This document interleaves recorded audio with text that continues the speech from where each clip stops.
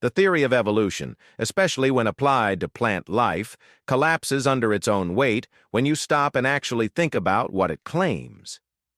The secular world tells us that plants, which have no brains, no consciousness, and no ability to plan, somehow figured out the most complex and strategic ways to move, grow, and reproduce across the earth. Without thinking, they thought of these strategies. Without planning, they planned survival mechanisms. Evolutionists want us to believe that blind, random processes led to plants designing sticky burrs that cling perfectly to animals and human pants. Floatable seeds like dandelions that ride the wind, and sweet nectar to attract bees for cross-pollination. All this without a single thought. Let's break this down. Plants without minds. Figured it out. The burr, the perfect design that clings to animal fur or the denim of your jeans, is supposed to have evolved over millions of years by random mutation and natural selection. But plants don't think. They don't test ideas. They don't strategize. They don't decide to grow hooks.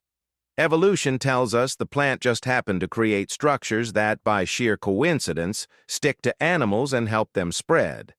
Evolution says this happened over countless generations of accidents. That's the storyline. But stop and think. The plant had to solve multiple problems in sequence. Problem 1, I need to spread. Problem 2, I need to stick to something. Problem 3, I need to stick to the right thing that moves. Problem 4, I need to fall off in the right place where I can grow.